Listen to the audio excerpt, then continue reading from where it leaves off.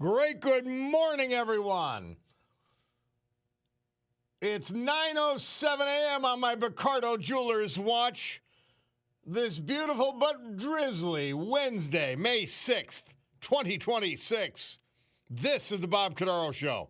I am he, broadcasting today from the United States of America. I can prove it because our government, well, at least the Trump administration, cares about Americans. How rare. It's also the place where the brave, like the veterans we salute today, thanks to John Basiliga and his great Basiliga hospitality group, veterans we've lost but pay tribute to today. The United States of America, founded with a certain knowledge and understanding by our amazing, irreplaceable, and profoundly wise founding fathers who knew that government should not, could not, would not be our parent, our guide, our direction, our salvation, not any of these things. Because government power always means less freedom, less liberty, and less choice for Americans. These founding fathers knew that government power, because of human nature and the abuse that would occur thereof, should only be a necessary evil designed to protect and organize society. The United States of America, the country where, for the first time in human history, freedom was declared by law to be an unalienable right granted to each individual by God. Freedom couldn't be parceled out to groups or controlled by government or government officials because our great American Constitution ensures and codifies freedom of speech, freedom of religion, freedom of association, economic freedom, and freedom of the press, no matter how they abuse it.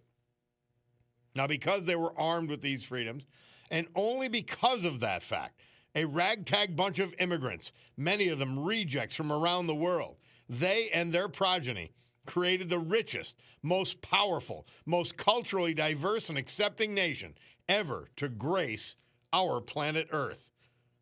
Freedom equals success. Fascinating. America, the only place specifically invented and designed so that every American can live their life in the manner they choose, unlimited by their background, upbringing, race, color, or creed, unhindered by the government or those who would use government to control others for their own comfort, benefit, or power. This Bob Cordaro Show, well, it'll always be convincingly conservative, lovingly logical, proudly and passionately patriotic, and reliably right. And so, with that essential preamble dealt with, we can gavel to order today's meeting of the Club for Common Sense, promising you that our total, immersive, immovable commitment to common sense will provide a sanctuary of sanity to all of you who hearken here for the balance of this singular, extraordinary morning. A gentle warning. This is not a safe harbor for stupidity. Such silliness will be roundly and, dare I say, harshly attacked throughout the program. We will not suffer fools gladly. Their foolishness and ignorance, willful or otherwise, will be called out with intent, purpose, and vigor, designed and sadly necessary to save our great American Republic from evil, from senselessness, from weakness, all of which can bring down this noble and incredibly successful experiment. We must live up to our obligations and aggressively oppose all of it. So, I don't mind rain. I don't know about you guys. I always get nervous when it doesn't rain, never when it does. You know, one of the reasons I couldn't stay in Los Angeles, it sounds silly, but it's true. One of the reasons I couldn't stay living in Los Angeles, it didn't rain. You know, which was very convenient when you were making plans. You'd say, well, what are we going to do? Say, well, we should prepare for it to rain. Well, no, it's not going to rain. It's going to be ideal weather pretty much every day. And So, in any event, by the way, I noted this in addition to our veterans, who I'm going to mention momentarily. Helen Gosler. She was from Scranton. She passed away on April 30th. This woman, she was just a dynamo, and she was constant. She served the community however she could and in her beliefs. She was president of the PTA, 17 years with the Pennsylvania Association for the Blind, and 44 years, this is how I got to know her, to building and growing the Scranton chapter of Pennsylvania for Human Life. Chapter president for 37 years. She retired at the age of 89. She was 95 when she passed. Helen Gosler. And somebody from the pro-life gang may call in today to talk a little bit about her. And I will remind you that if I've got my all-time great T-shirt on, these things are great. It's Chris Finazzo, my friend from Fort Dix, who was wrongfully, and he can prove it, wrongfully convicted, but he was in the clothing industry, Aeropostale, Macy's, all that, and he's got his own clothing line out, and I just love them. The fit, the feel, the look, the whole package. So I've got my all-time great on, and that is all brought to you, the visual of my smiling, sometimes scowling moon face, brought to you by Roach Supply. Roach Supply is the premier bath and kitchen supplier in Northeast Pennsylvania. 75 years in business because, why? Because they're great at what they do. They're fair. They're honest. So visit roachsupply.com today, ROCHE. And then our friend Tina Morocco is going to be calling in later today to tell us what's happening in Florida. Always good because, especially on a rainy day, always good to check in with Tina Morocco. By the way, as if it wasn't expected, my man Mark Mayer letting me know. He calls Mayor Mamdani Borat, which is, he's Borat, only not funny. And the communist Islamist mayor of New York City mobs targets a Jewish day school, a synagogue, chanting death. I mean, this is insane. And they let it happen. Unbelievable. Somebody texts in, Bob, LTS, United States Senator John Fetterman on Fox. He says, my party's being influenced by left-wing anti-Israel policies. The same lawmakers who called Trump Hitler now support a Nazi Senate candidate in Maine. This is crazy, and my party must realize this guy will be the poster child for the Democrat Party for the midterms. Why is the Democrat Party doing this? This is John Fetterman. Now, John Fetterman was a Marxist. He was a Bernie bro. But somewhere,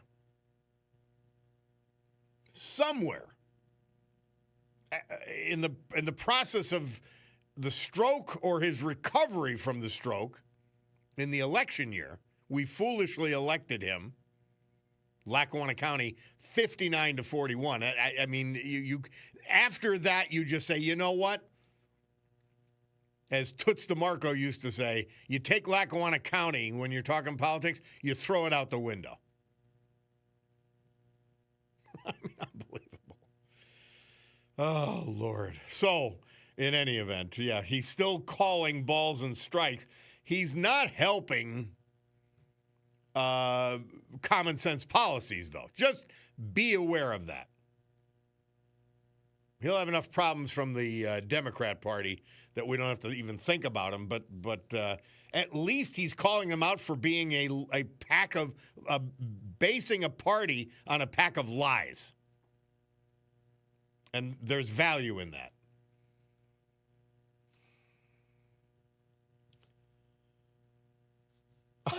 Sue the cat. She sends me this. Where's the word? Darn it! I got to go back. A pluviophile. A pluviophile. People who find joy, comfort, and peace on a rainy day. Thank you, Cot. Oh, that is great. I'll never remember it, but at least today and this moment, I know I'm a pluviophile. Good stuff. Well, that means we have to take a break. Bob Cordaro, WILK. Somebody texting in about Stacey Garrity's stance on legal recreational cannabis. We'll talk about that, but when we come back. But for now, we've got to take a break. Here are our great sponsors. We got a little history, a little music, and then you, if you choose, you can call or text at 570-883-0098, and you could talk to a pluviophile.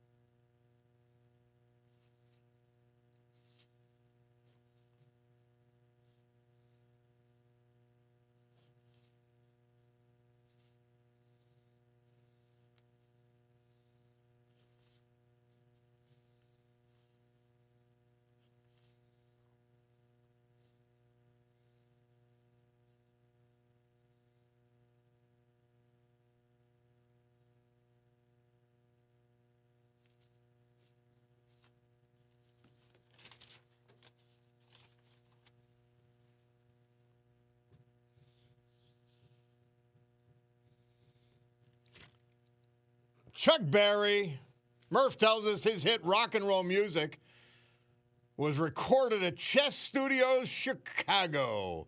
This date, 1957. And, of course, Babe Ruth, first Major League home run, 1950, against the Yankees. He would eventually become a Yankees. Then there was the curse of the Bambino when he was sold to the Yankees from the Red Sox. The Red Sox couldn't win till, 2000? I don't even remember the year. 6, maybe? And as a Red Sox fan, it was painful, I promise you. Well, we talked about Helen Gosler. And Dr. Frank Schell is here. And he is the president of the Pennsylvanians for Human Life Board. And he's with us now to talk about Helen a little bit.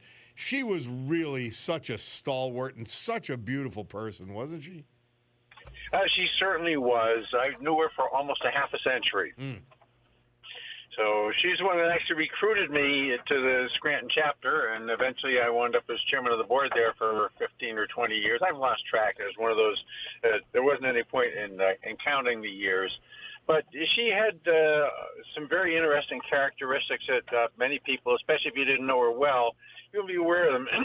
She was a quiet lady, but she was very firm and determined. Yep. I found her speech and her thought to be very measured. You know, she thought before she spoke, and she generally did a very good job of thinking things through before deciding how to approach something. Logic was good, but she was also a bulldog. So if you were a politician and you were doing things that she thought was the wrong thing for human life, you didn't just hear from her once. She would be after you and after you and after you. Well, you think of the days, she's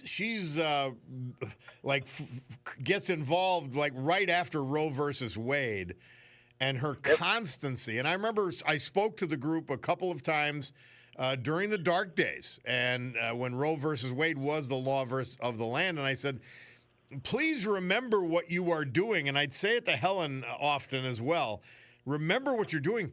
If you save just one life, you've saved a life by fighting for the pro-life movement. And I guarantee she saved many. Yep. No one knows the exact number except the Lord, and now she's up there getting her rewards. Yeah. It was sad to see her passing, but also to know that she lived for 95 years, as the family says, filled with purpose, dedication, and love. You guys have filled her shoes because she retired at age 89 from the Pennsylvanians for Human Life. You filled her shoes very nicely, but isn't it great to have someone like that as sort of your lodestar to follow? Yeah. Yeah, it is. And I will tell you that over the last year or two, the organization has picked up steam like everybody else. We had a speed bump with COVID. It interrupted a lot of stuff. But the new people in charge now, and I'm part of the old guard now. I'm 76, so I'm a few years behind her.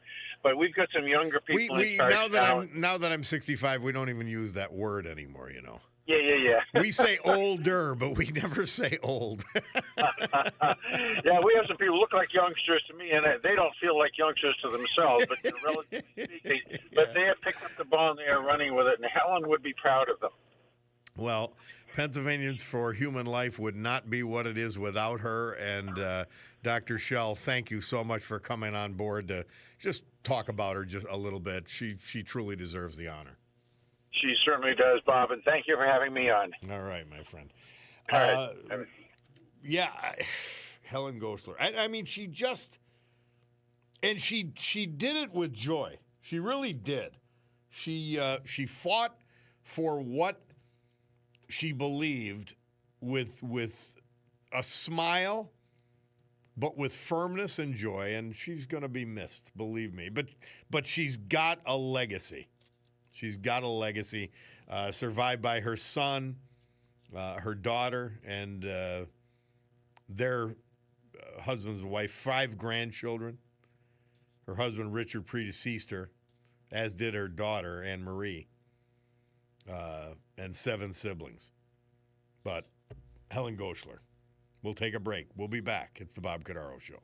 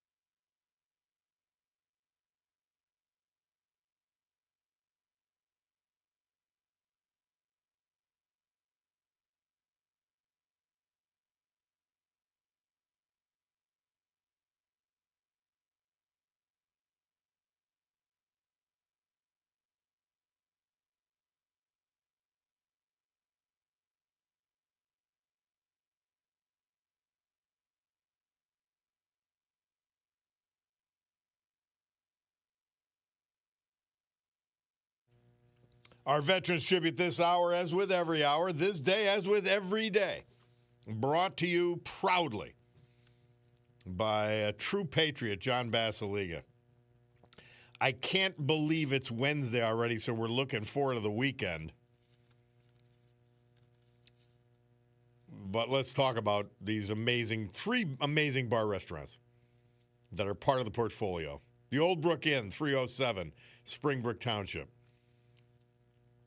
You'll never be disappointed.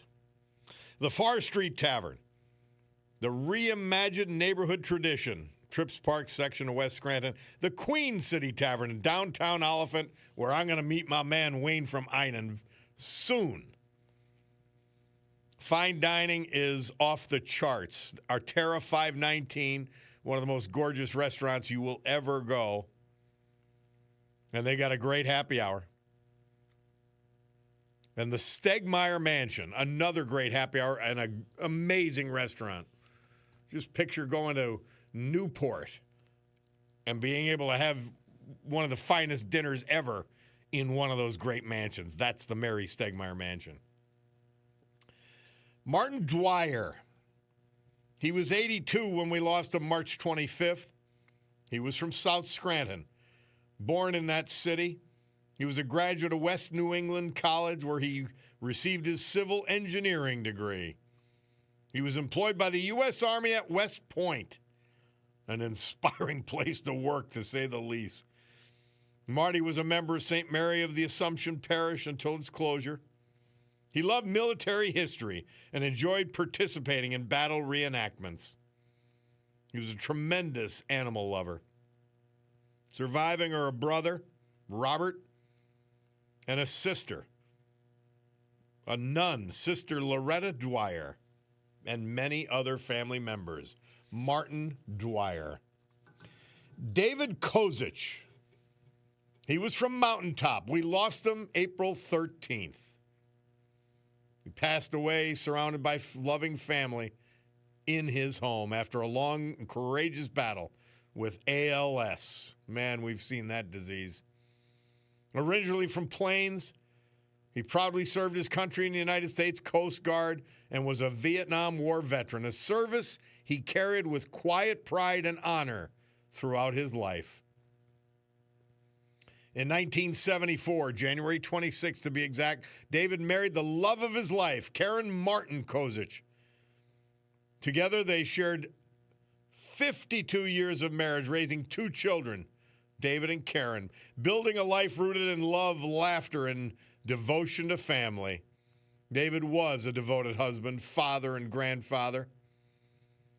When not residing in Pennsylvania, David and Karen spent cherished time at their home in Naples, Florida.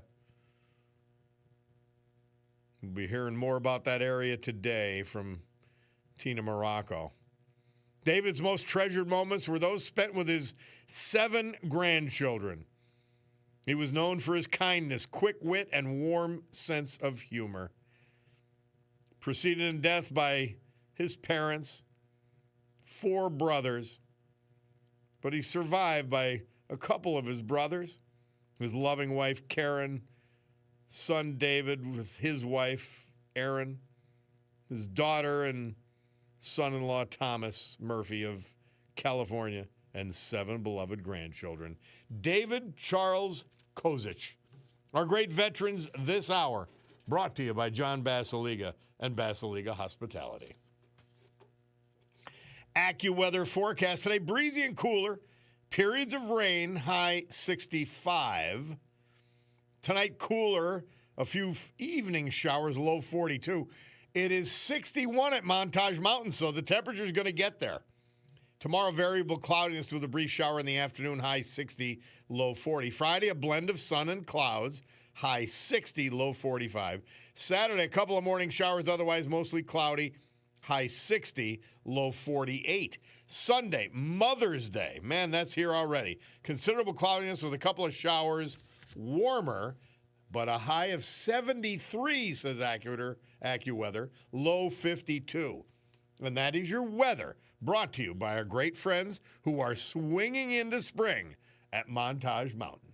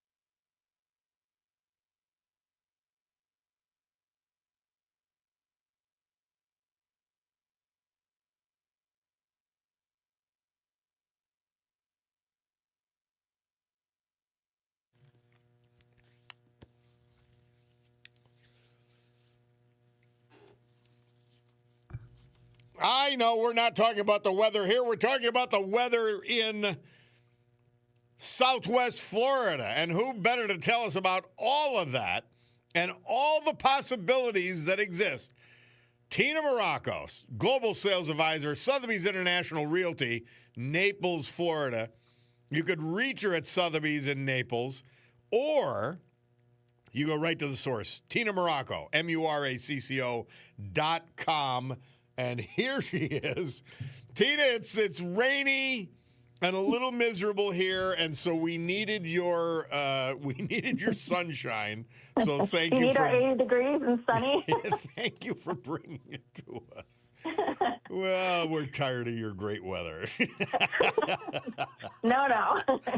You get tired of Scranton weather, you come to Southwest Florida. That's right. You're right. Our last veteran spent a lot of time in Naples. David Kozic, so that was great. But all right, so tell me, what's on your mind today? Well, today I'm headed up to Bonita Beach to preview some properties. I know we've talked about Bonita Springs, yes, but I don't think we've talked specifically about Bonita Beach. No, we have not. And so Bonita Beach, is right on the beach, and there's properties there, a lot of condos. Some of the condos there are interesting because we talked about investments before. Some of these little condos, they're mostly one bedrooms. They're right across from the beach, a 30-second walk to the beach. It's called Beach and Tennis Club. They have 3-day rentals. So most of our condos in the area have, 30-day minimum rentals. This one is 3-day rentals. So you can have up to 121 leases a year, and you can go there and stay. And you can walk to a couple different restaurants there, but you're right across from the beach.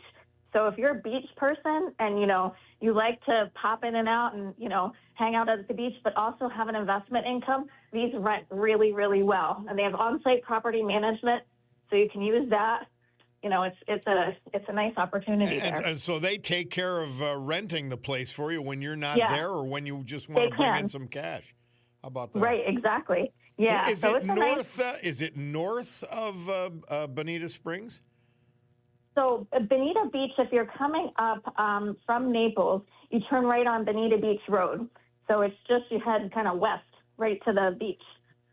So if you're thinking like Bonita Springs, like if you're staying at Bonita Bay or Pelican Landing, that area, so it's going to be a little bit further south than that.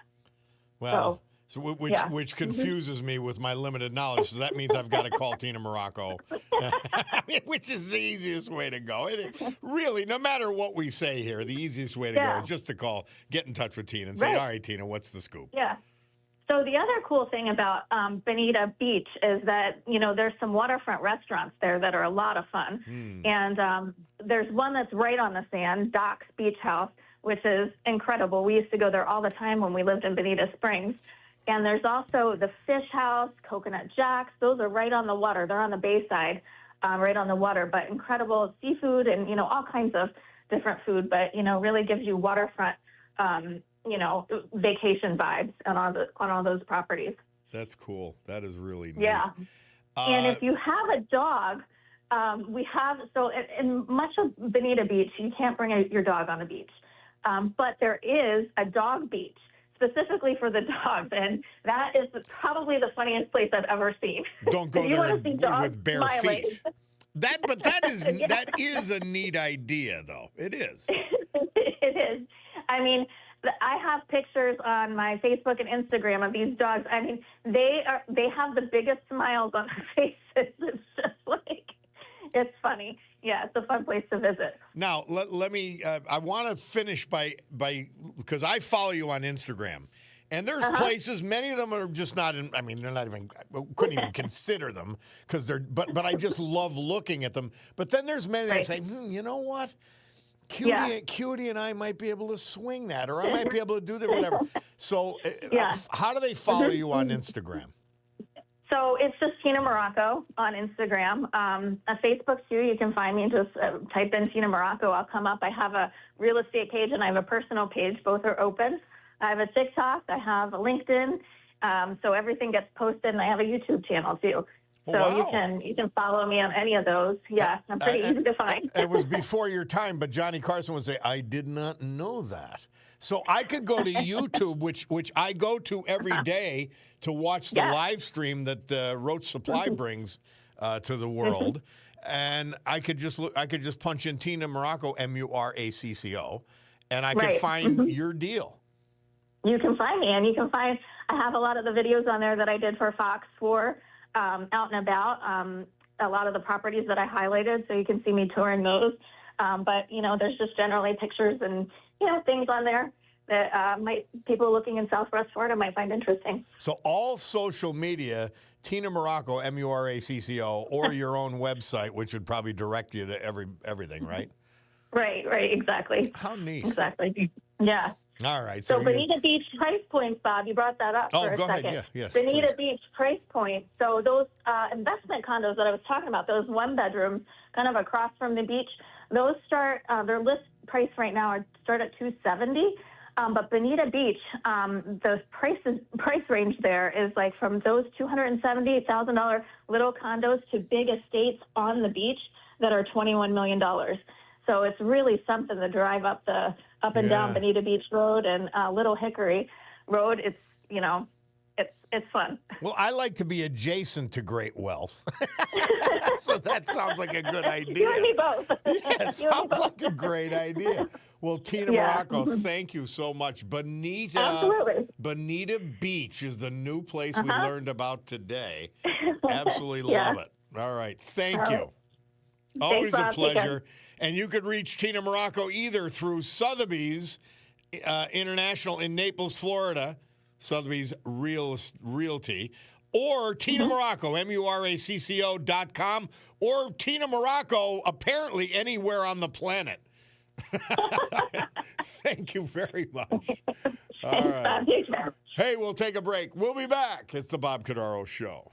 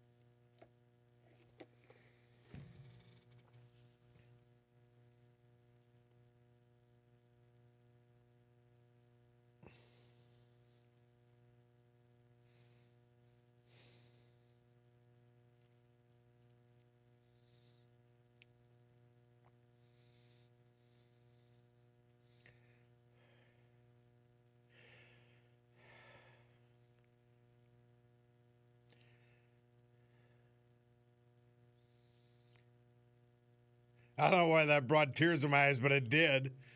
This date, 1963, Murph tells us, Wayne Newton, of a higher voice, recorded his breakthrough hit, Donkashane, Western Recorders, Hollywood, California.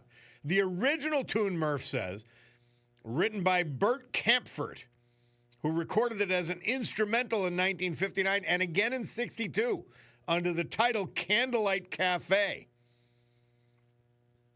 But it was a real breakout. I think that I sing this to the Chauncey. Only I say chansonnier instead of Donkashane. Great stuff. Wayne Newton, big Northeast Pennsylvania connection. He owned a lot of properties in the Poconos, which drove him into bankruptcy, sadly. But it also forced him to perform in Vegas really forever. Is he still with us? Bulldog wouldn't. Here I go to ask Bulldog. So let me ask the audience. The Bulldog wouldn't know anything about that if Wayne Newton is still with us. Because I remember he was in... He'd come up in these unusual places because he was so iconic. The first guy to have a residency in Vegas. And he was in a James Bond movie. Saying, bless your heart. Oh boy. Fascinating. In any event, we're back. I want to touch on this. Somebody texted in here. Where are we? About the Stacey Garrity. Now Stacey Garrity, and I'm only gleaning this. I've never talked to her about it because, frankly, it's not very important to me. It really isn't.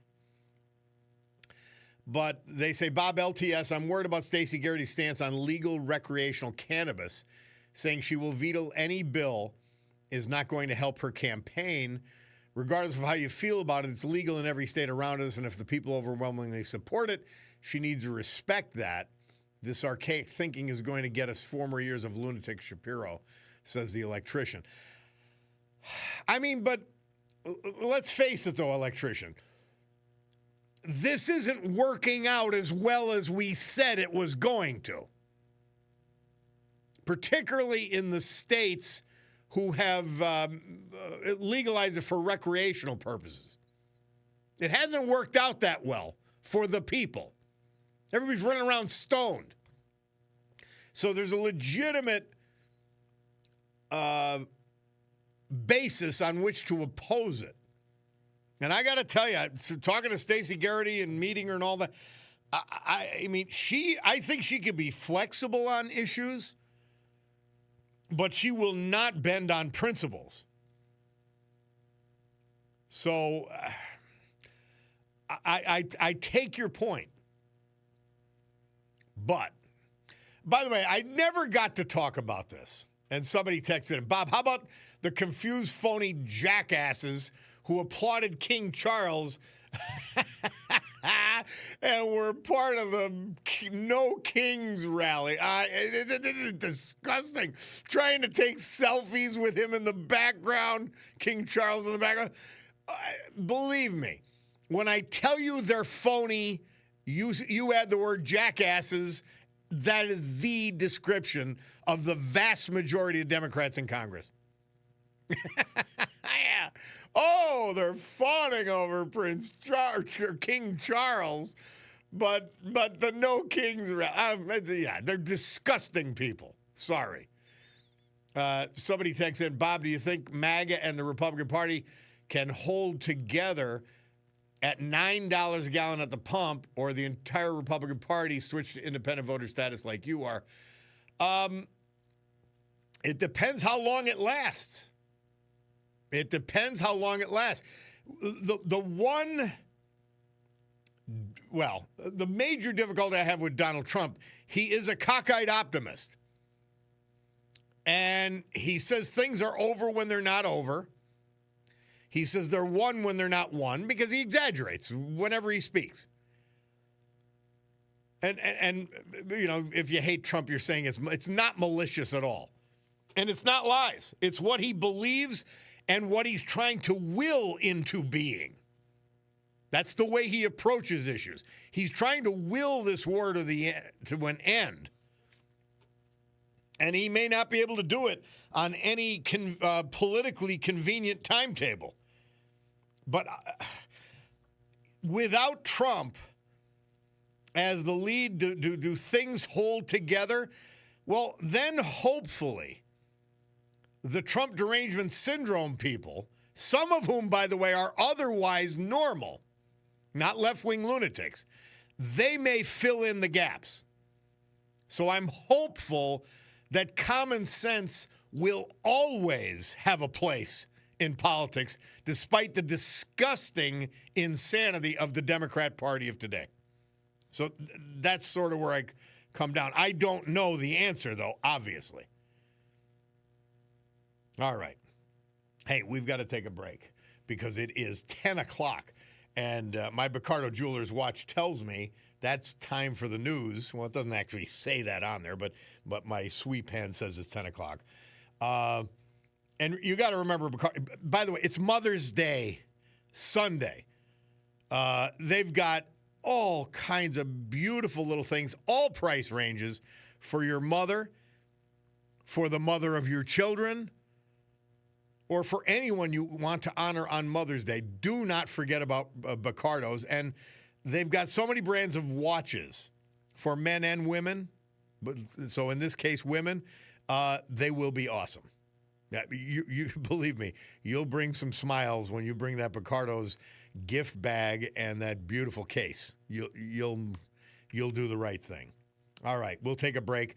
Bob Cordaro, WILK, Congressman Rob Bresnahan on the other side of all of this. We'll talk to you in a minute.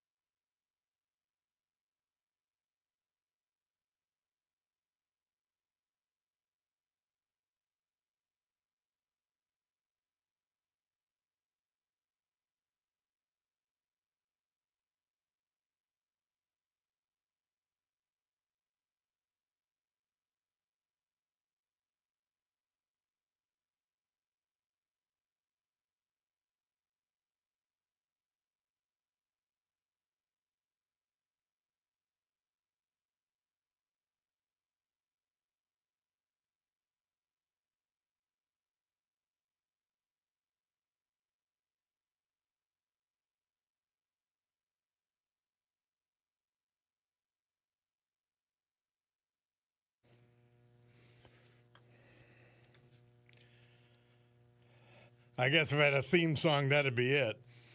Great good morning, everyone. 10:06 a.m. on my Picardo Jewelers watch. This beautiful Wednesday, May 6th, year of our Lord 2026 here in the great Northeast. This is the Bob Cordaro Show, and I am he.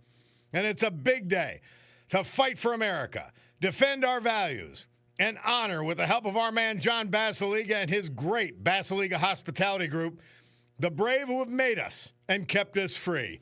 People like veterans we've lost this year, but salute today, thanks to John, like Martin Dwyer, South Scranton, David Kozich of Mountaintop, Francis Zamboni of Mountaintop, Jack Snyder of Wilkes-Barre, Barbara Saweski of Danville, and Peter Hubiak of Old Forge. So with history, our amazing founding fathers, and the incomparable Constitution of the United States of America as our guides, let us continue today's battle. Gaveling back to order after that brief news adjournment, this meeting, today's meeting, the Club for Common Sense, promising that our deep and unalterable commitment to common sense will provide a sanctuary of sanity to all of you who hearken here. So we're back, and we remind you that our great friends at Roach Supply are bringing this on live stream. You go to YouTube, put Bob Cordaro and WILK in there, you'll find me. I've got this great, all-time great T-shirt on, provided by my friend Chris Finazzo with his new clothing line, all-time great. But Roach Supply, the premier bath and kitchen supplier in Northeast Pennsylvania, 75 years in business. And if that doesn't prove you're great, nothing does. This is like the Picardos. Visit roachsupply.com today, ROCHE. That means they're fair. That means they are honest. That means they are resourceful. And they got great stuff for your bath or kitchen. Roach Supply. Well, Congressman Rob Bresnahan, and I never hesitate to say this, I have been studying and following Congress since the late 70s. I worked there in 1982 for a congressman from Philly by the name of Charles Doherty. I was his press secretary, aide de camp, and all of that. And I've not seen a freshman congressman have the kind of impact that Rob Bresnahan has. And he left an incredibly successful business career to do it for us. There's no other explanation. If anybody knows Rob or you met him, it has nothing to do with his ego that he ran for office. It has to do with somebody that says, I've done so well, I want to serve. And I think that, as crass as Washington, D.C. has become, and I'm included on the Republican side, that here's somebody that's actually serving the public. And that respect has made him a factor as a freshman in Congress. I've never seen anything like it. And he's running against a total phony left-wing lunatic. Our awful mayor. And I don't say that as a person. She might be fine. But she's a phony. Politics makes people do things and be things that they ain't. So she could be the nicest person in the world, but she's a phony incompetent as mayor and would be a disaster left-wing lunatic as congressperson. So without further ado, we got Congressman Rob Bresnahan. How are you, Rob? I apologize. I get on the... Thank you for that wonderful lead-in, and then I couldn't help but chuckle there at the end. And I get so disturbed with the lies. I get so disturbed with the lies. Her entire campaign, from when she decided to run, why she decided to run, is all a pack of lies. The Democrat Party platform of today, pack of lies, and boy, it disturbs me the way they're lying about you. It really does. Well, it evolves as well, Bob, as I'm sure you remember when she announced that she was going to run. It was back relevant to HR1, and then it, was the conversations about stock trading. And you know what? We knew Mayor Paige Cognetti was gunning for this seat. And even if you look at her announcement video and the footage that was used, when the time she filed to run, it would have been impossible for the grass to be the color that it is. So I'm a big believer in, Northeastern Pennsylvania is our North Star. And I appreciate you recognizing that I was incredibly blessed in my last life. And I never ran for Congress other than to try to give back to our home. And that is why our constituency casework is absolutely top notch. I run into people all the time and they say, hey, we called your office. And I said, hey, did we help? And I get a daily brief, a daily readout of every single call that comes into our Washington, D.C. office, and a briefing of every single call that comes into any of our district offices. And I was just talking to our casework team this morning. And so far in the first 4 months of the year, we have returned an additional $1.7 million on top of the $5 million that we returned all of last year. So our casework, the navigating of federal bureaucracy and the frustrations between the IRS and the Social Security Administration, that is what our job is to do. And there are people that actively bash us on social media and call frequently, if not daily, to complain about the administration or something that may be happening in the ethers. But you know what? We're the first ones to drop everything that we're doing to try to help, because at the end of the day, that is our job. Well, it's great stuff. And that, by the way, that's the other part of it that I did not mention, which is constituent service, meaning serving the people of this district for their specific needs and interactions with federal government. And they have been awesome as well. So I'm happy you mentioned that. Rob Bresnan, talk to me. Now, we won't talk all campaign. We'll come back to that in a minute. What has been your greatest, I guess, disappointment with the U.S. Congress and politics in Washington, D.C.? That's the best question today so far. What's really frustrating is how slow everything takes place. In my last life, coming up through the family business and being an executive, we had the ability to judge our failures or successes off of an outcome.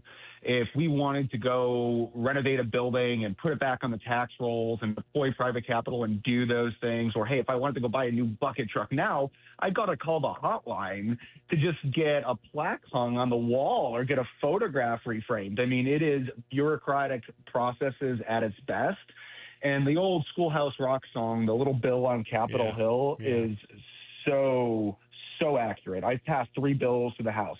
One of the most proud bills that I have is the Simplifying Veteran Survivorship Benefit Forms. And this passed to the House 386 yes votes to 1 no vote. Wow. And I'm pleading with my Senate counterparts to attach this to a larger piece of legislation or move this under unanimous consent. I mean, there's no reason why our veterans, and you do just a wonderful job in the morning during the commercial breaks, recognizing those who have served this country. So to our veterans, thank you for your service. But that is just something that surviving family members, spouses should not need to go through unneeded, unnecessary bureaucratic red tape to get the benefits that these veterans and their families earned. So that's really frustrating. Something else was our Local Farmers Feeding Our Communities Act. We were able to just get that included into Title IV of the House-passed Farm Bill. And that was a program that provides fresh, nutritious food within a 200-mile radius of where the farm actually grew it.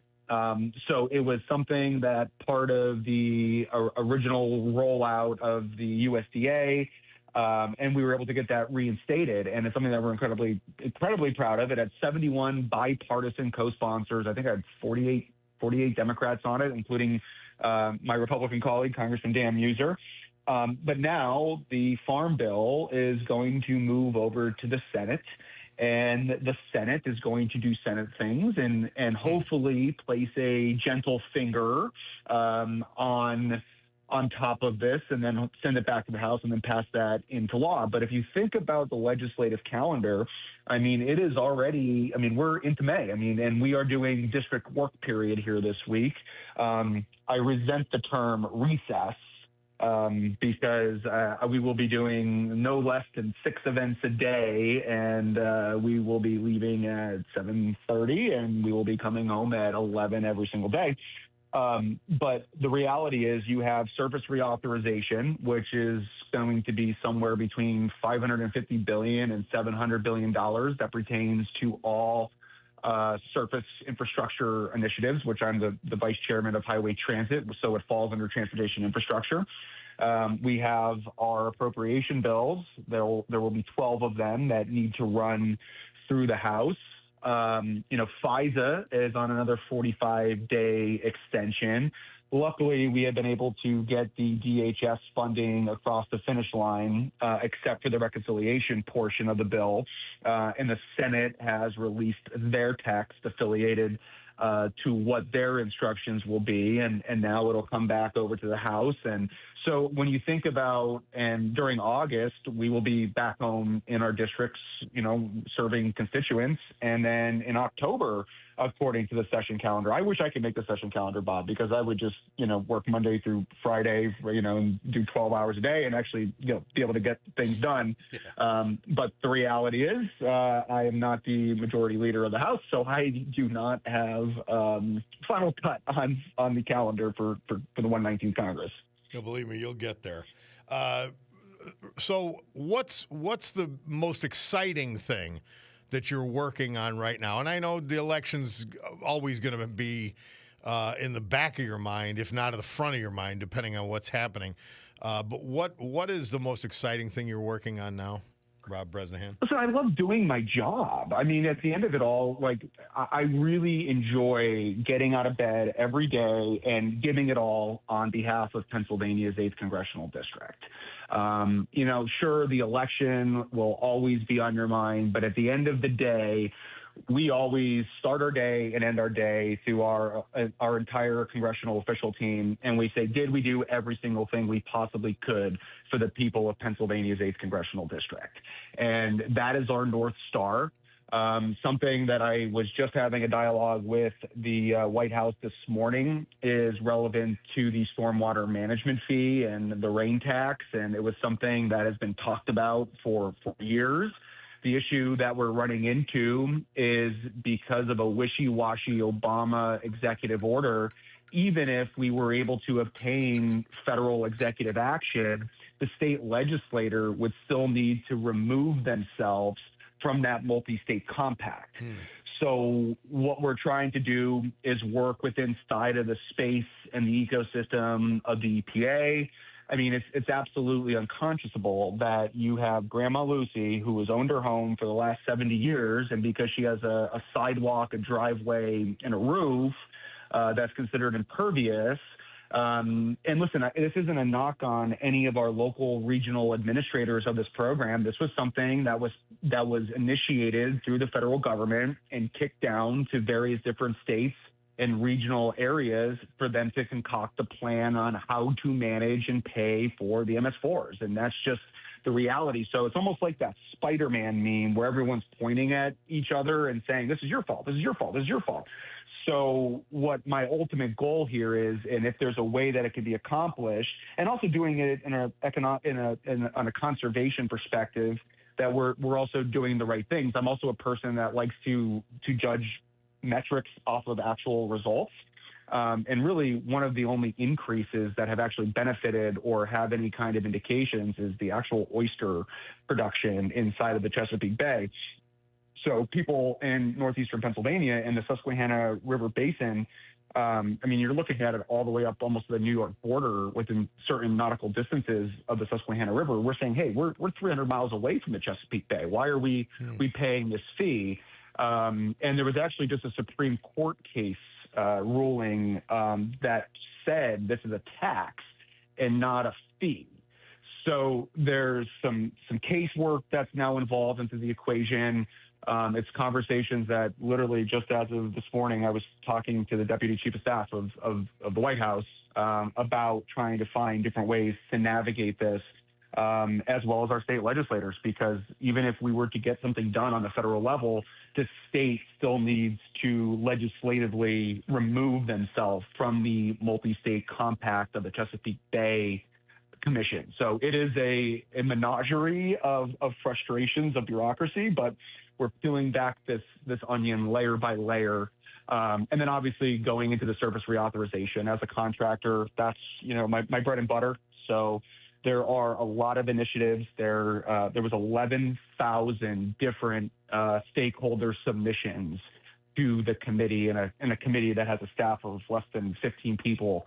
So for the last few months, we have been sorting through the list of all the initiatives. And, when we're making federal laws, we are making laws that apply across the United States. It's not just the Commonwealth of Pennsylvania, or it's not just Pennsylvania's 8th congressional district. So that's why we govern. That's why we legislate from a position of Northeastern Pennsylvania is our North Star. Listen, I love my friends in Colorado and I love my friends that are in Utah, but I wasn't elected to represent parts of the state of Wyoming. I represent the Wyoming Valley. So that will be, you have to be able to meet across a bridge. And then going into the appropriations package, and something that my opponent just did the other day on, and I'll spin this back to campaign, was we just submitted for Moses Taylor $3 million in community project funding for women's health and breast cancer screening, another over $1.5 million to Wayne Memorial Hospital.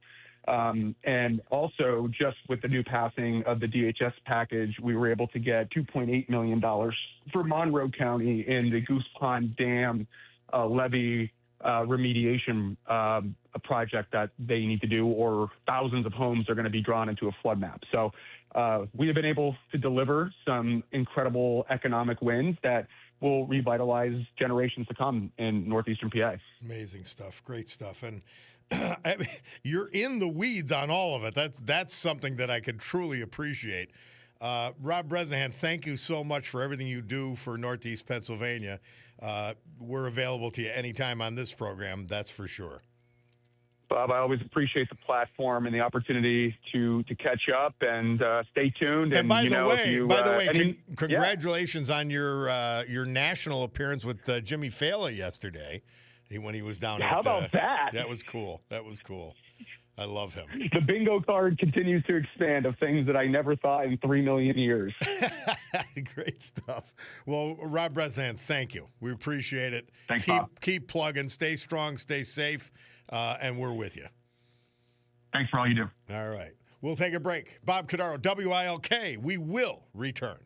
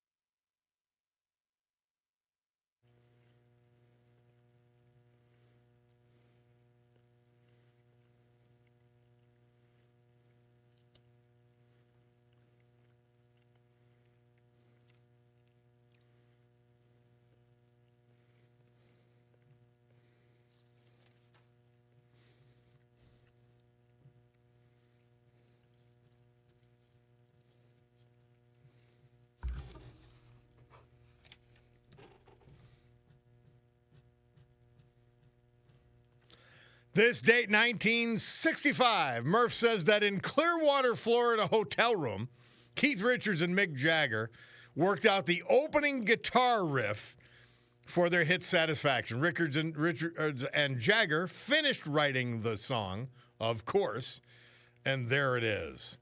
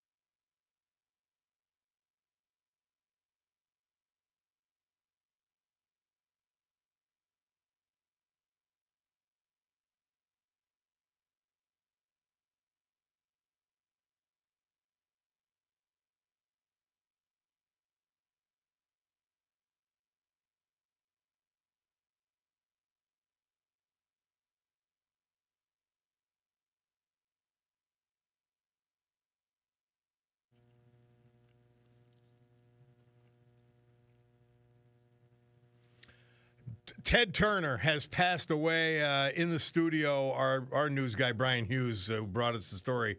Brian, tell us a little bit about it. Yeah, Bob. Ted Turner, who founded CNN back in 1980, passed away at the age of 87. A month before his 80th birthday, it was revealed he had Lewy body dementia, which is a progressive brain disorder. And early last year, he was hospitalized with a mild case of pneumonia before recovering at a rehabilitation facility. It's left quite a mark on cable television, to say the least, with WTBS. And CNN, when it was good, he Yeah. invented it. Right. And it was balanced, and it was the trusted news source. Yep. And it was gargantuan, the task that he set, not only the Superstation, but CNN as well.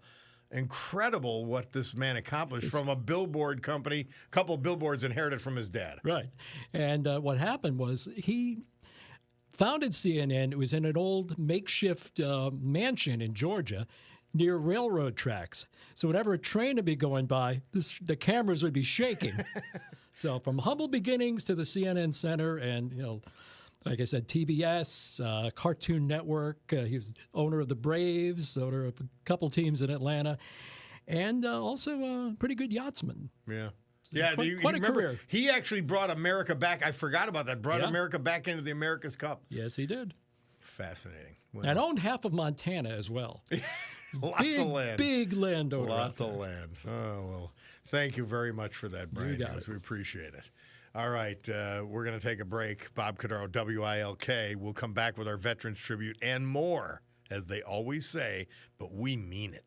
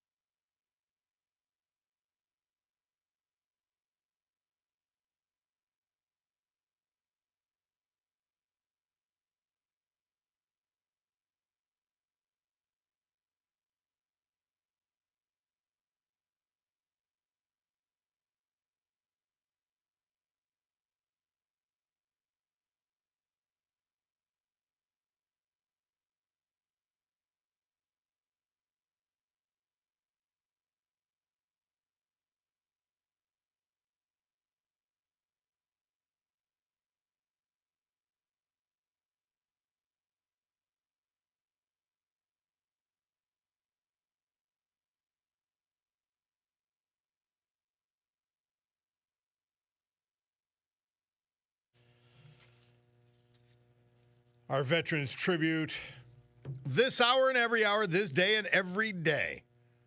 Brought to you by our man, John Basiliga. Featuring today one of his great companies, maybe the most visible, the Basiliga Hospitality Group. And we love them. We love them all, and all the people that work at these great restaurants, bars, the Scranton Art House for the movie theater.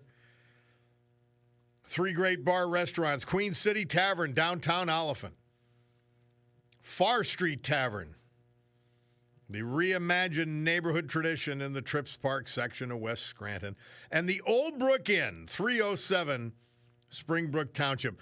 All 3 of these places were redone, reimagined, and are amazing. I promise you. Check them out. Francis Zamboni. We lost him April 16th. He was from Mountaintop. Born in Mount Carmel, graduate of Mount Carmel High School. He then enlisted in the United States Navy. After his service, Francis worked as a federal government employee, also attending various night classes, including at Luzerne County Community College to advance his career, eventually retiring from Tobyhanna Army Depot. He was a member of St. Jude's Church and the American Legion of Mountaintop. A true outdoorsman, he loved fishing, hunting, and camping. Fishing for trout at Schrader Creek was one of his favorites. As he got older, he started to love gardening and cooking. Surviving 4 children, their spouses, 5 grandchildren. Preceded in death, sadly, by his beloved wife of 52 years, Georgiana. Francis Zamboni. His obit had him pictured with a big fish. How great. John Jack Snyder. He passed April 17th at age 80. He was from Wilkes-Barre. Born in that city, Jack was a proud graduate of GAR Memorial High School, the Grand Army of the Republic, in 1963. He served in the 402nd MP Army Reserves and was honorably discharged in 1971 as a sergeant. Jack worked as a journeyman electrician for IBEW Local 163 his entire career, retiring in 2008. He loved gardening. After that, he kept busy as a driver for the Stigura Funeral Home. Near and dear to his heart was his final post-retirement role as desk attendant at King's College. He loved all kinds of sports teams, and he would change hats frequently. Remember the Mayflower Rod and Gun Club, Wilkes-Barre? And he said, his family says, after 40 years of near misses, he finally bagged his first deer. He could out-eat almost anyone at the annual IBEW clam bakes. Survived by his wife of 58 years, Maureen Pazzarello Snyder, his son, daughters, their spouses, 4 grandchildren, 2 great-grandchildren. That's our guy, Jack Snyder. Our veterans this hour brought to you by John Basiliga and Basiliga Hospitality. AccuWeather forecast brought to you, too, by the Great Gang. And they're there year-round, Montage Mountain Resort. Today, breezy and cooler with periods of rain, high 65. The temperature stuck at 60 on the mountain right now. Tonight, cooler, a few evening showers, low 42. Tomorrow, variable cloudiness with a brief shower in the afternoon, high 60, low 40. Friday, a blend of sun and clouds, 60 degrees, low 45. Saturday, a couple of morning showers, otherwise mostly cloudy, high 60, low 48. Sunday, Mother's Day, considerable cloudiness with a couple of showers, warmer, high 73, low 52. And that's your weather. Brought to you by Montage Mountain Resort. They're swinging into spring. Check them out.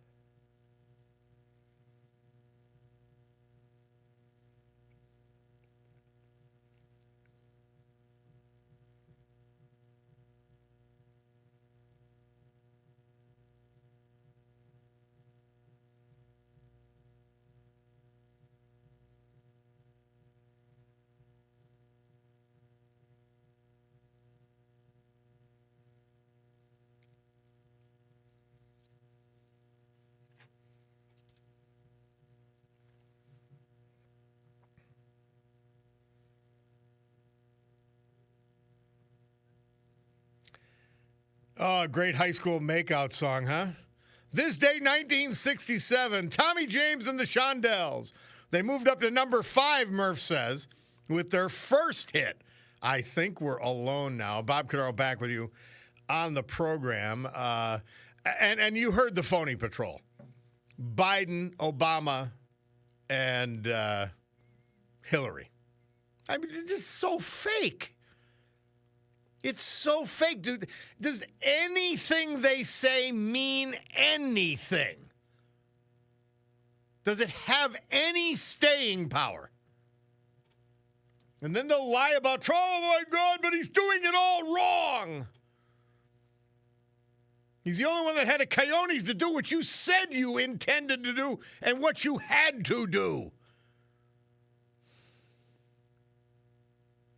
Quite astonishing. I don't know. I'm really disappointed. Why would you be phony? There's plenty you could disagree with. But here's what you have. The phony patrol. Just absolute disgrace. Absolute disgrace. Let's go to Bill from Pittston. How are you, Bill? Good. Hey, did you get that book I dropped off? Yes, thank you so much. Appreciate that. Okay, yeah. Yeah, what's his name? Obama, that's the name.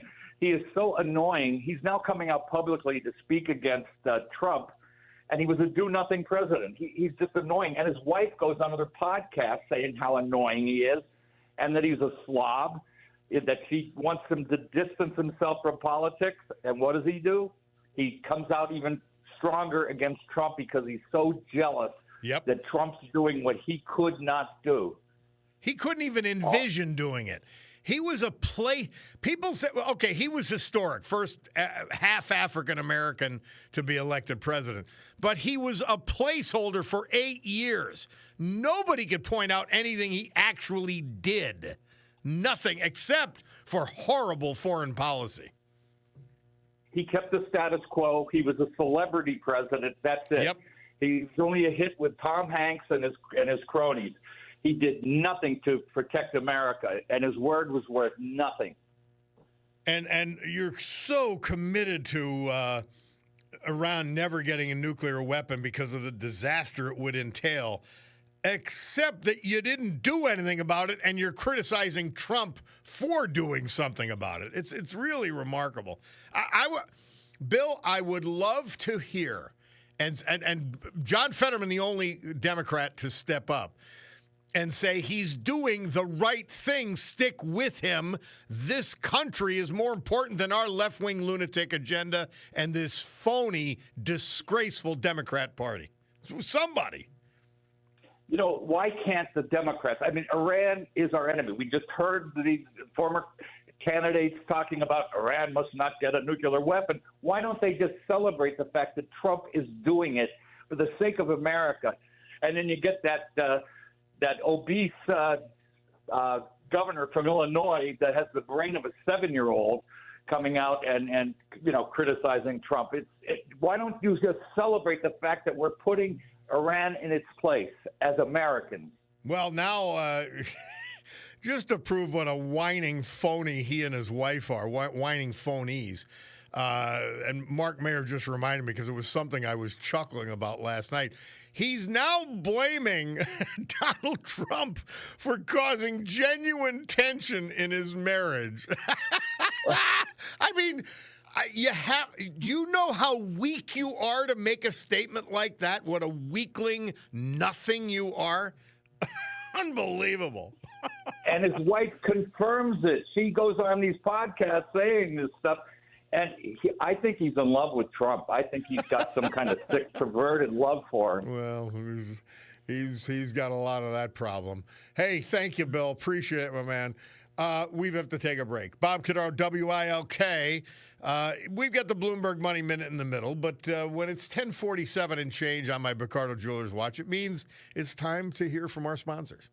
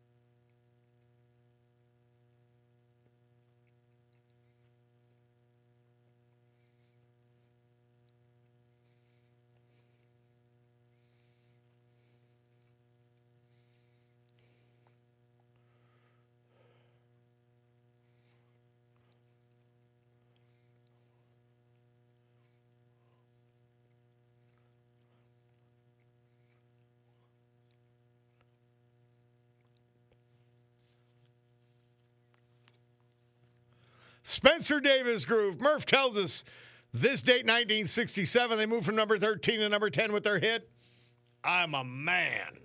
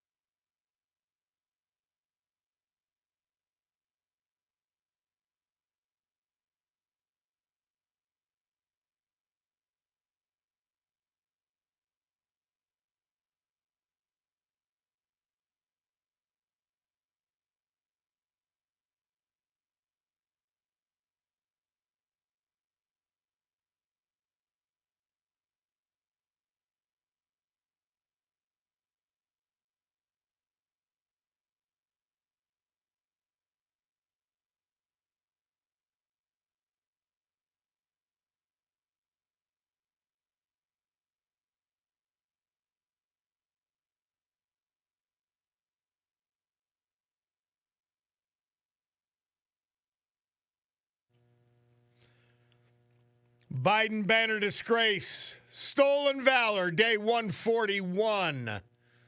The Green Ridge Neighborhood Association, contact them on their website, Facebook page, have disgracefully hung a banner intended for veterans to Joe Biden on North Washington Avenue in Scranton.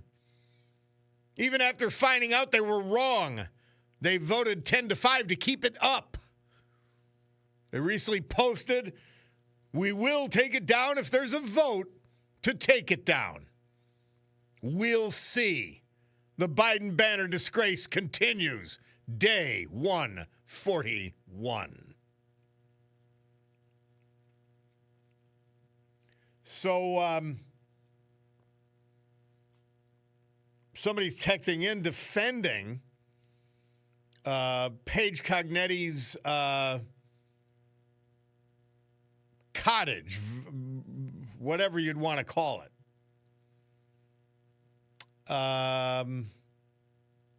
She didn't list it. Again, these Democrats, they missed the point. She didn't list it. And by the way, while she's decrying the rich in a very poor city, the city of Scranton, she's got a cottage at the Village of Four Seasons that she did not list on her financial statements. And you think that's okay because you think everything she does is okay. Somebody texted, first Paige Cognetti is lying about Medicaid and stock trading. Now she's running against $5 a gallon gasoline. Wherever the wind goes, Paige. Yeah, it's just oh, I'm against $5. Who the hell isn't against $5 a gallon gas? But when you hear your idols, Obama, Hillary, and Biden, saying, we'll go in, we'll do whatever it takes to keep Iran from getting a nuclear weapon. You were fully in favor of that. Now when somebody's actually doing it and the liars and phonies are pushed aside, you're against it. My God. I'm telling you, this mayor is so phony. She can't even pave a street in the city of Scranton.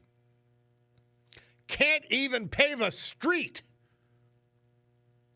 Apparently, she thinks that you paint the crosswalks before you tear the street up, that you patch before you tear the street up, that you patch again and then tear the street up again. This is insanity. She's really got no fair basis to make any kind of sensible statement. She's just standing there phony as hell, avoiding all of her positions that she actually holds. She will run so far to the left, if she ever won, she would make your head spin. So we're going to make sure she doesn't. How about that? The lying and the phoniness has to end. Just say what you're for and let the chips fall where they may. Why do you have to lie? Why do you have to lie about Rob Bresnahan? Why do you have to lie about your own positions? Ask her that question. My Picardo Jewelers watch tells me it's 11:01. Well, that means news. Which, by the way, do you remember Phil Yakubutsky? I got to get the name right. Yeah, Yakubutsky. He used to be on the TV here with BAL in Baltimore. Anyway, he points out that today, May 6, 2001, the Pine Barrens episode of Sopranos was on. And one of their greatest episodes, quite clearly. So thank you for reminding us of that, Phil. Hey, we've got to take a break for this news. Let's hear it. Then we'll come back. And we got a good interview I think you're going to like.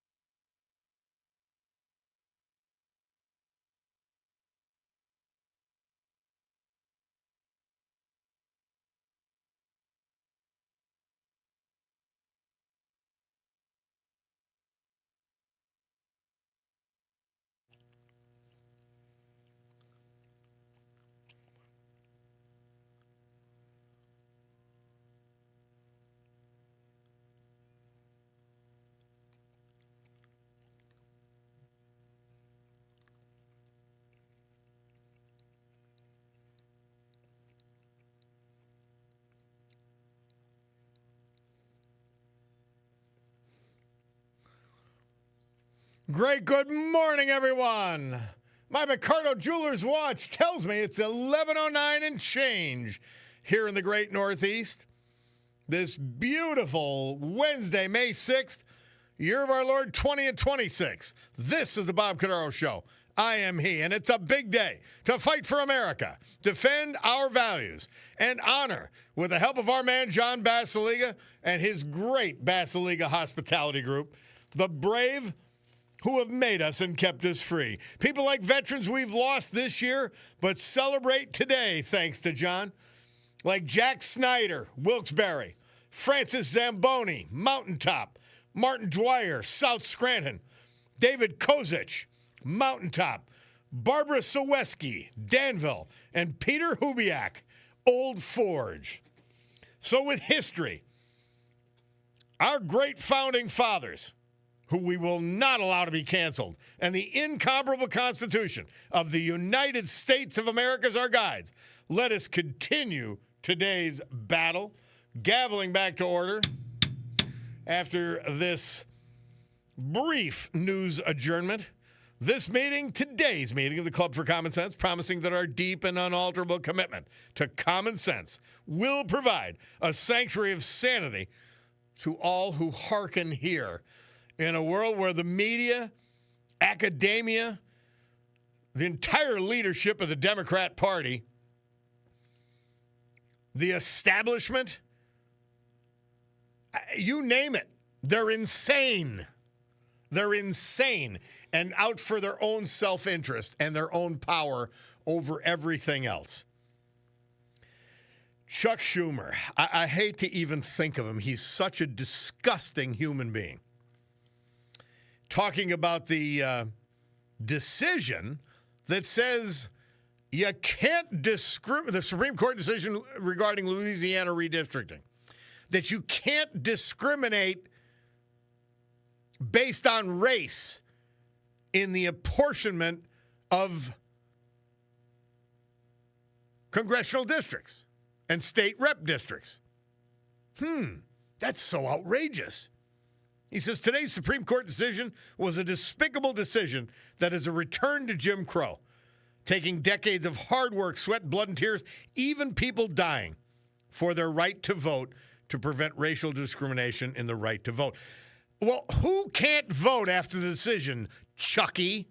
What a disgusting piece of spit. I'm telling you. I say it often. It ain't the bar in Star Wars, the Democrat leadership. It's worse. The bar in Star Wars looks normal compared to these clowns. My gosh. It's just frightening. And this is what Paige Cognetti wants to do. She wants to lie her way into leadership, go crazy, lunatic left as soon as she wins, proving that she's lying during the campaign. And we've seen it already. We've read this novel already. We've seen them do this. So she wants to pretend she's normal, go lunatic, insane left, if she ever was to win. I mean, wow. It's scary stuff, guys. It is scary stuff, and you cannot fall for it. You really can't fall for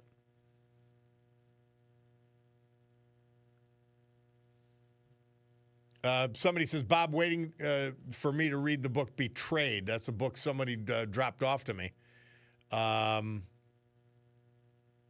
See just how evil Obama really is. No, I've read parts of it. It's a disgrace.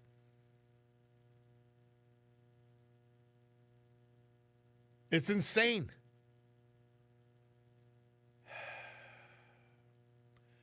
I don't know. I've got to tell you, if you're a lunatic leftist, now, again, I could never comprehend why you're that stupid, but let us assume you are. You like Mamdami's media team running Paige Cognetti's campaign. You like Paige's left-wing lunatic attitudes and positions. and sick Bill Gaughan, all that. Okay. Let's say you do.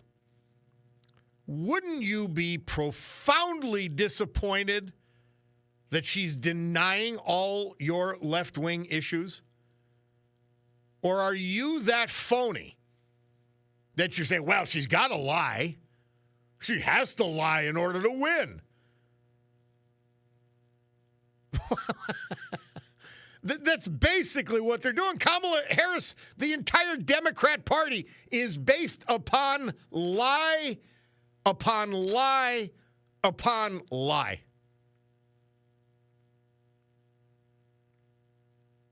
Their primary attack on Donald Trump has been Charlottesville,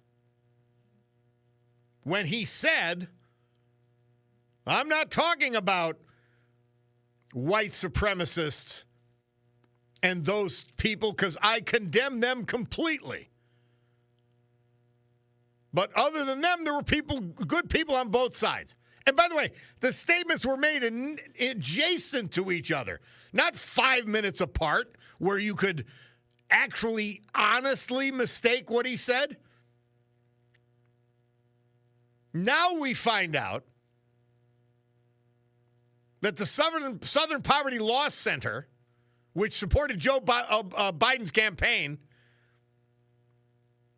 is the one that paid for the white supremacy protesters. Is this the insanity level you're willing to descend to? Is this the level you're willing to descend to? There's something wrong with you. There really is. And you just ignore it?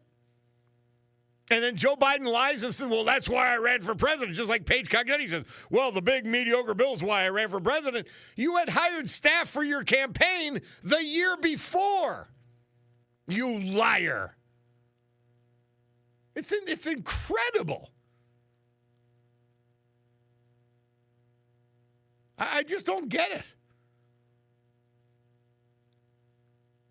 So how do you justify this to yourself? And could you be honest? Maybe you can't even be honest.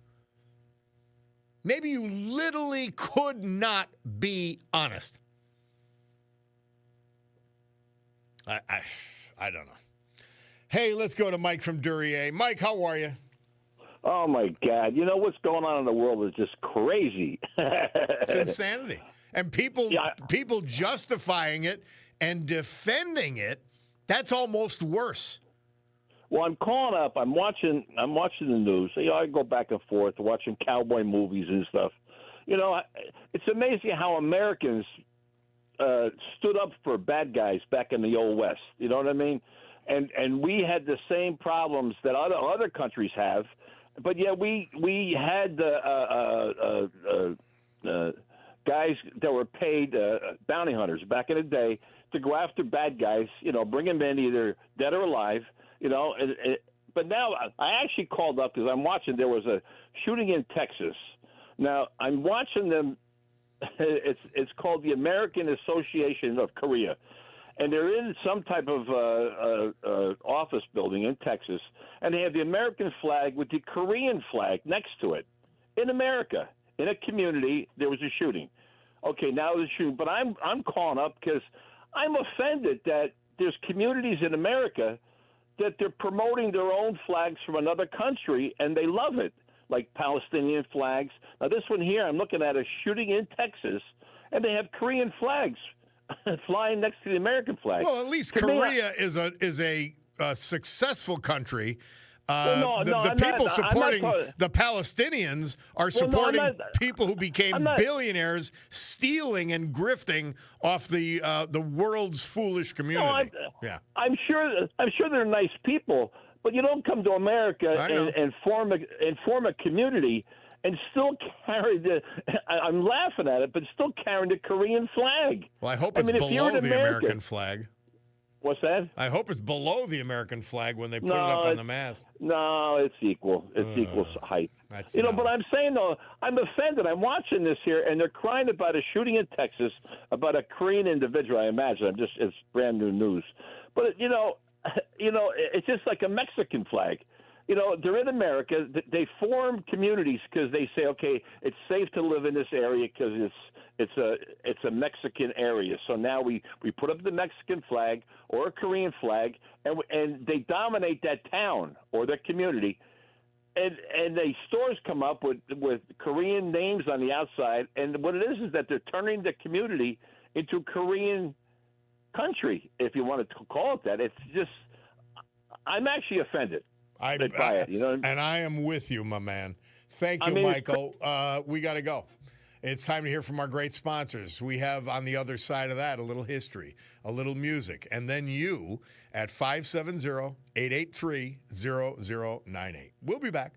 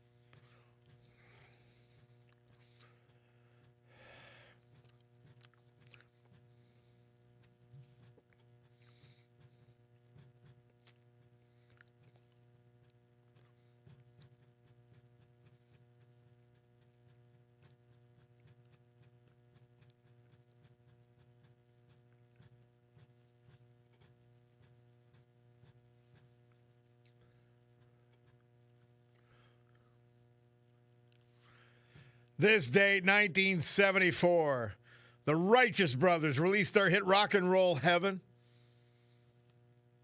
And by the way, if you haven't noticed it, Murph's rock and roll music history is an integral part of the show. People will be copying this. I know that, the talk show people. They'll be copying it, playing music. But it's history. Music is as much a history as anything else we feature here. And it always bothered me when somebody would start playing a song as just a bumper and then cut it off just as you started to get into it. So we play more of it here. And again, people will be copying that. 1941. How about that? Bob Hope. He spent his Christmases. Now, here's the difference between the A-listers of yesteryear and today. Bob Hope wasn't at the Met Gala wearing intestines.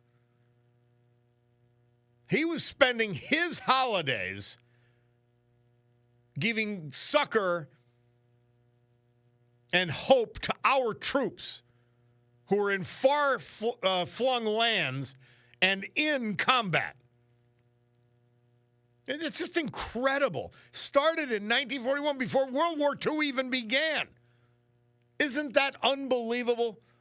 Somebody texted in, Bob Hope was one of the shows my parents let us stay up for. And I remember talking to Mike Munchak about this, the Central football star, and Penn State, and of course, Houston Oilers, football star, NFL coach, all that.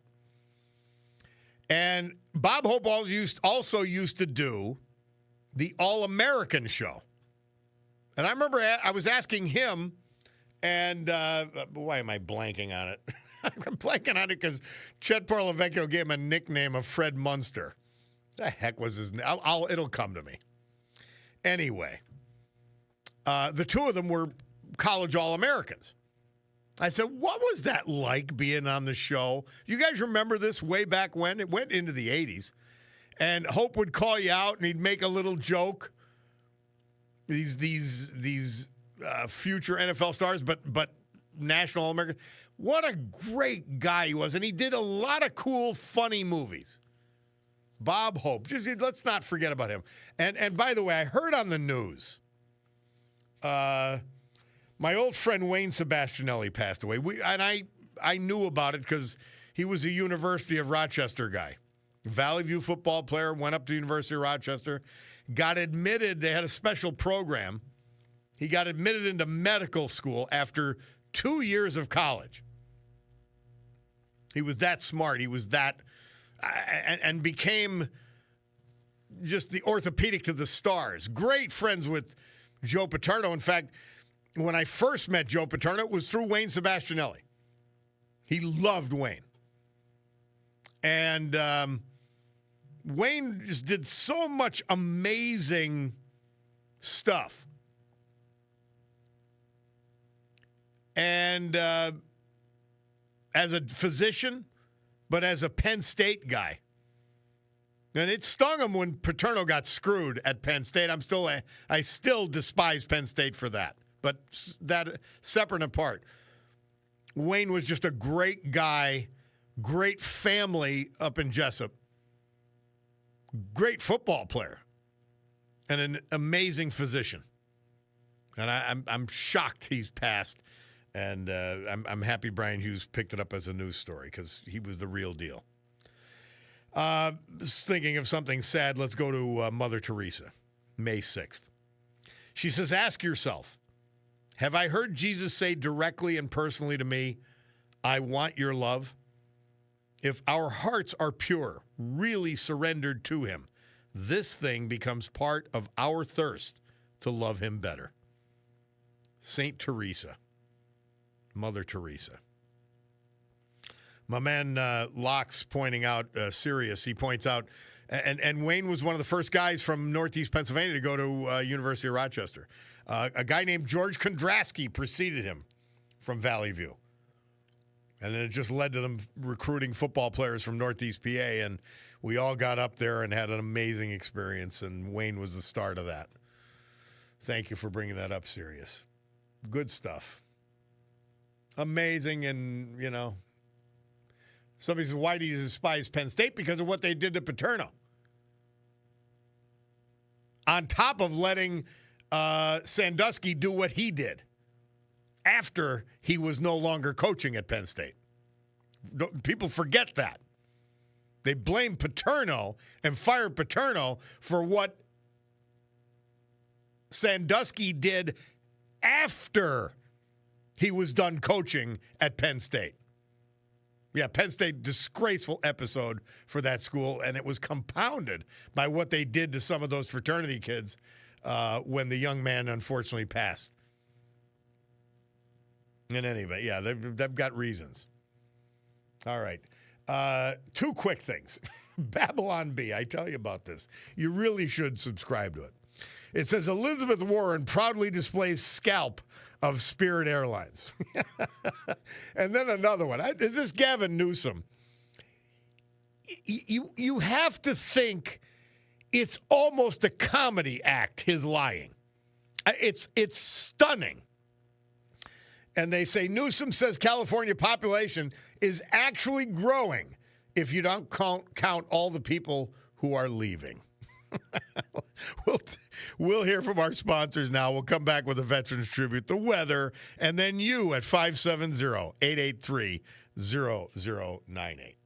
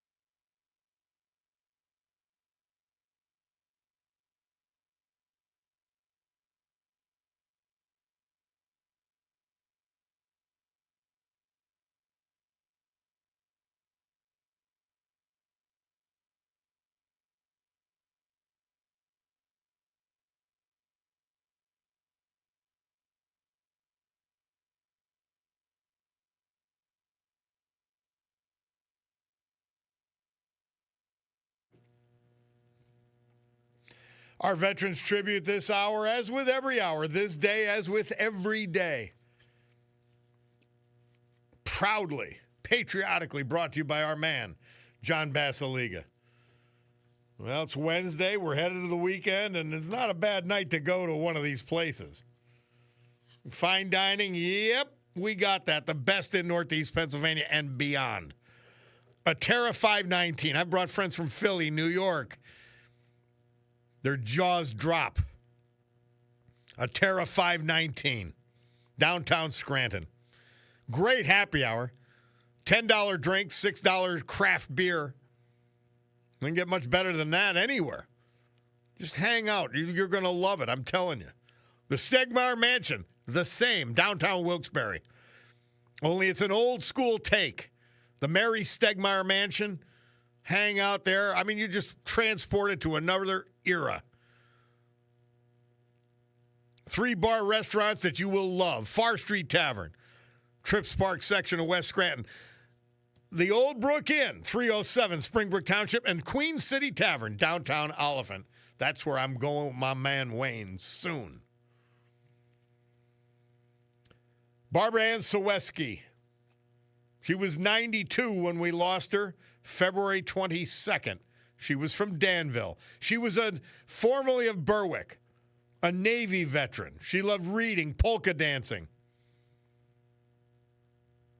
Born in New York City, she was the daughter of the late Charles and Mary Dupras, a graduate of Berwick High School's class of 1952. She went on to serve this country in the U.S. Navy during the Korean conflict. She was a loving mother, grandmother, and homemaker. Mrs. Saweski was a member of St. Monica's Catholic Church, Sunbury. She loved reading, polka dancing, embroidery, gardening. Tragically preceding her in death were her son, Ricky, 2 brothers. She's survived by her husband of 66 years, Joseph Saweski. 1 son, Mikhail. 2 daughters. A daughter-in-law, 3 grandchildren, their spouses, and a sister. Barbara Ann Saweski. Peter Hubiak. He was 78 when we lost him. He was from Old Forge. Faced a rare and aggressive cancer with remarkable bravery and humility. Born and raised in Old Forge, graduate of Old Forge High School. He went on to earn a bachelor's degree in physics and mathematics from Marietta College, followed by a teaching degree from the University of Scranton. Peter Hubiak honorably served this country in the United States Air Force during the Vietnam War, a time in his life he carried with quiet pride. Throughout his career, Peter worked for the U.S. Geological Survey in the branch of global seismology as a geophysicist, also at Lear Siegler as an application engineer. Later in life, he found great joy coaching the women's tennis team at Marywood. Devoted parishioner of St. Stephen's Russian Orthodox Church in Old Forge, his faith remained a steady and guiding presence. Man of many talents and passions, woodworking, photography, guitar. Music was a constant companion. A lifelong tennis enthusiastic, as we mentioned, he already coached. He attended the French Open twice. He'll be remembered for his generous spirit, sharp wit, and wonderful sense of humor. Left to cherish his memory, his devoted sister Marion, who was faithfully by his side, godson, many cousins, and other family members. Peter Hubiak, our great veterans, this hour, brought to you as always by our man John Basiliga and Basiliga Hospitality Group. AccuWeather forecast, today breezy and cooler with periods of rain, high 65. Montage Mountain that's bringing you all of this weather. Not the weather itself, but the weather report. It's 60 degrees there right now. Tonight, cooler, a few evening showers down to 42. Tomorrow, variable cloudiness with a brief shower in the afternoon, high 60, low 40. Friday, blend of sun and clouds, high 60, low 45. Saturday, a couple of morning showers, otherwise mostly cloudy, high 60, low 48. Sunday, considerable cloudiness with a couple of showers, but it'll be warmer for Mother's Day, high 73, low 52. And that is your weather, brought to you by the great gang at Montage Mountain Resort, which is swinging into spring even as I speak.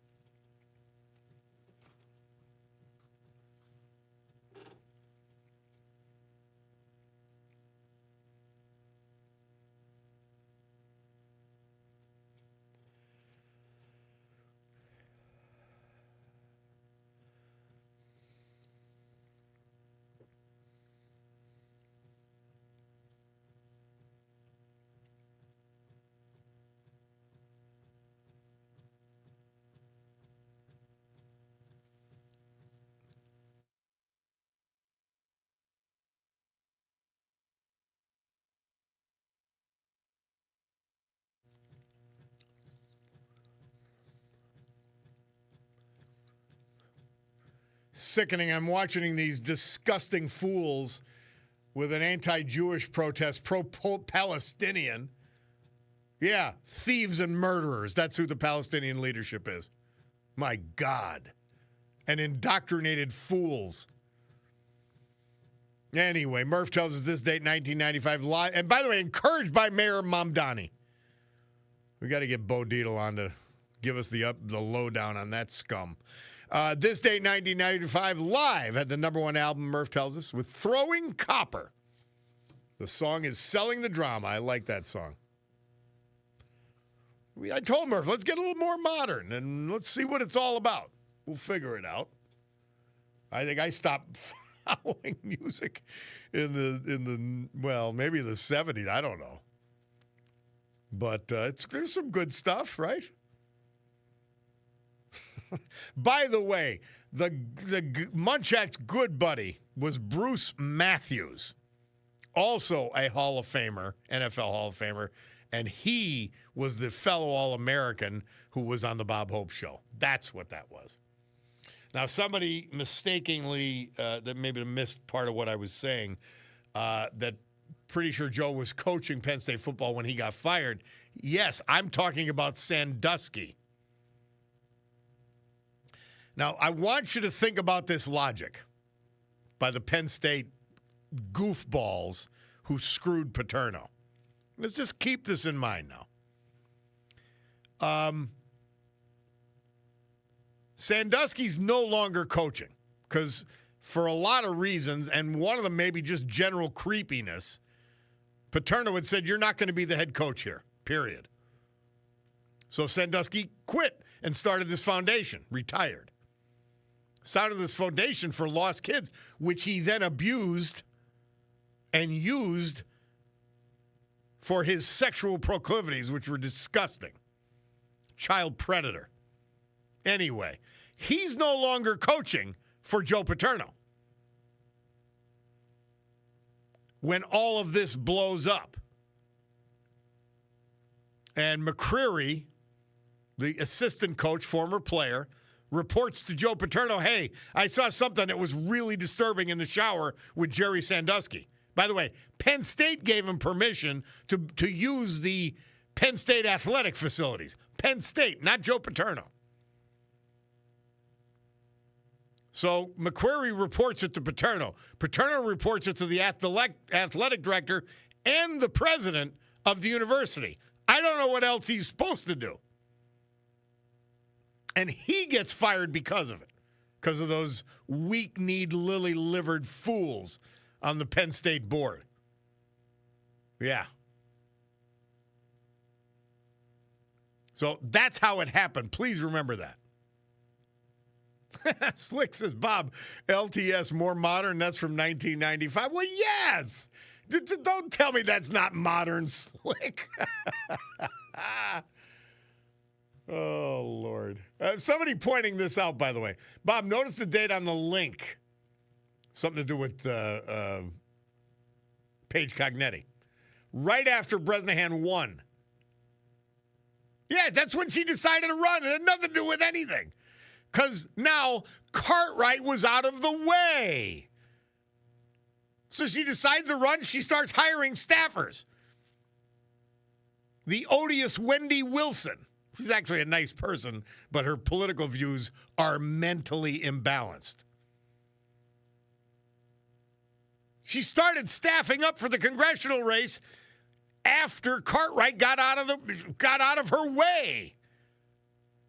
This is pure, ignorant, disgraceful ambition. She never wanted to be mayor of Scranton, just like she didn't want to be school director in Scranton. And so you don't care if she lies to you. You'll lie for her and with her. I don't get it. I really don't. It's like with Shapiro. It's like with all these Democrats. But you're mad. You're angry at Fetterman for telling the truth about the Democrat Party and how disgraceful it is. Yeah. Sirius said you just summed up perfectly how Joe Pa got screwed. And he did. Weak-kneed, lily-livered haters. And by the way, so you know, Brother Mike said lily-livered was a favorite of Yosemite Sam. But so you know, they didn't like him because he was openly Republican. Openly Republican. And not ashamed of it. I'm telling you that's why he got fired. That was some of the left-wing lunatics on that Penn State board. By the way, shout out to Matt Jenkins. Brother Mike says he listens, and so we want to say hello, Matt. And I knew that, by the way. Somebody says, Bob, stop with Paterno. I agree with you on most stuff. But even my pro-Italian father discarded and said Paterno was a disgrace for what happened. Lee, your father's wrong, and you are. Sorry. I explained the chronology. Sandusky had been gone from Penn State football for years before this incident brought his sickening proclivities to light. And then Paterno he wasn't blindly loyal to Sandusky. He reported him. And then he gets fired anyway because he was a conservative and a Republican. That's why. And I know he was coaching beyond when he should have coached. I agree. But he earned the right to coach at Penn State forever. Period. I still get angry about it. All right, we'll take a break. Bob Cordaro, WILK. We will return.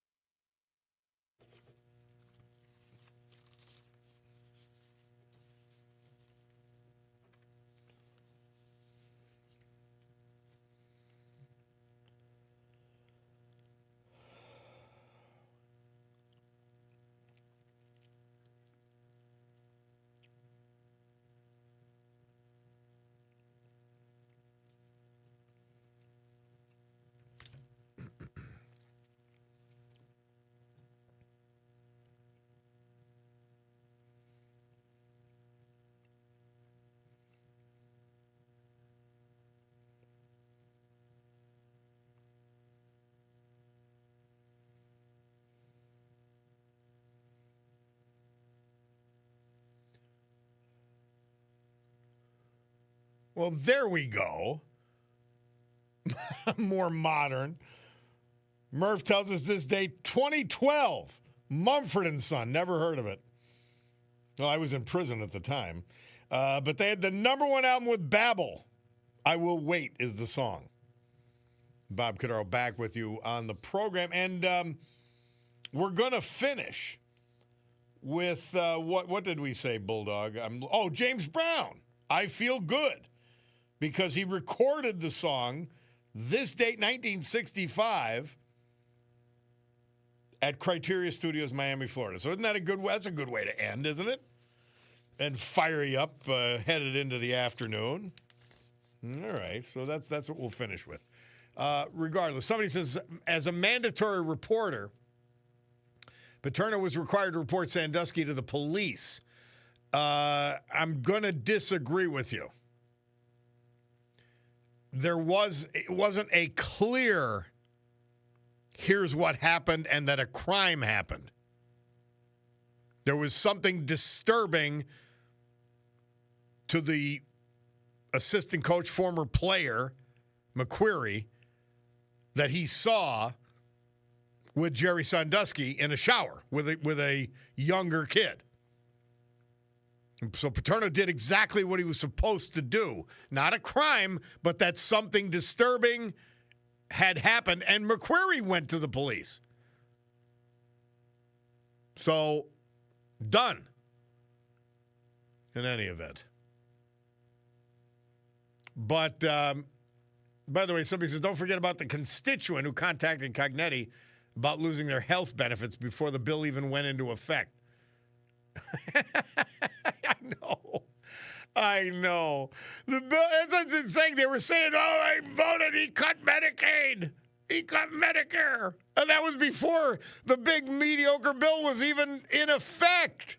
I'm telling you. If Paige Cognetti's mouth is moving, if her lips are moving, she's lying. I don't know why. Stand up for what you believe. That's all I care about. And then I can support you or not support you. And that's fine. But don't lie to me. Dear Lord. Hey, thanks to Tina Morocco, Global Sales Advisor at Premier Sotheby's International Realty. Sotheby's Realty, Naples, Florida. Or you could go right to the source, Tina Morocco, Muracco, either .com, her website, or Facebook, or Instagram, or all the others. TikTok, you name it, she's on everything. She's easy to get in touch with. But she's your trusted Florida real estate advisor, specializing in Southwest Florida.